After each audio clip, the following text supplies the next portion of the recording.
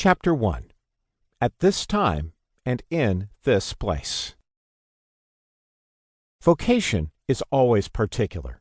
This person at this time and in this place. Vocation is never discerned in a historical vacuum. It is always in the specifics of the world in which we live. It is always about the here and now. And, as needs to be stressed, it is the here and now as it comes to us, as it presents itself, not as we wish it to be.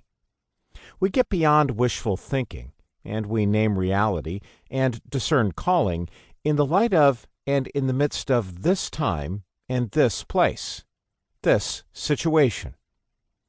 Therefore, we ask, at this time and in this place, who and what are we called to be and do? What does it mean to steward our lives in light of our economic circumstances, marital status and family situation, age, and personal health?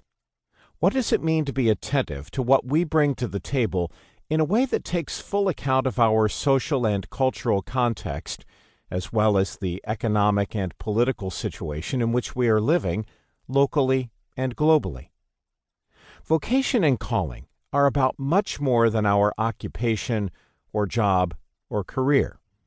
It certainly includes the work for which we are responsible, whether waged or volunteer, or managing a home with the whole range of domestic activities so vital to what it means to call a place home. But it also includes the network of social and family connections that are an essential part of our lives. And so, within the midst of all we are and all we are responsible for and those we are responsible to, we ask the question, what am I being called to say and do? This applies to us both individually and collectively.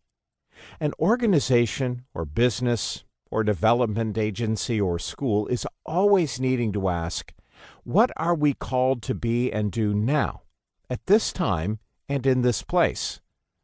A college or university will ask what it means to be invested in higher education in this season of the life of a country or city or community, in this time and in this place. A church, collectively, will ask what it means to be this faith community at this time and in this location, this neighborhood, this chapter in the history of the community, and in the intersection of this time and this place, to be this church. We do not have the luxury of imagining another set of circumstances.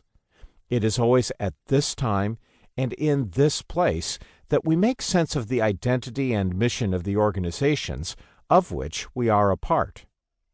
While this principle applies to both organizations and individuals, the focus here will be more on the individual. This is not to discount the shared responsibilities we have. It is merely a matter of focus and the need to not lose the grace and power of the individual in the matrix of time and space and within the confluence and complexities of our organizations and collective concerns.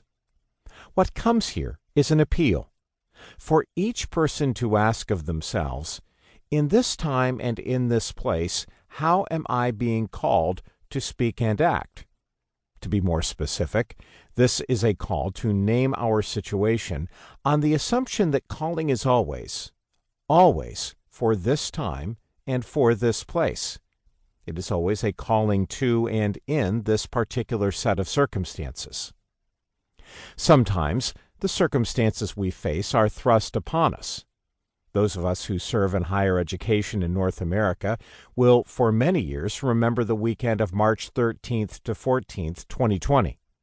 Everything changed, and dramatically so, when we realized the coronavirus pandemic meant, quite simply, it would not be business as usual. We needed to make a call. In this time and in this place, what does it mean for us to do what needs to be done? No more, but most assuredly no less. For many of us, we were taken by surprise. Perhaps we should have seen this coming, having watched the outbreak in China and northern Italy. Perhaps, indeed, we should have had a contingency plan in place. But as it happened,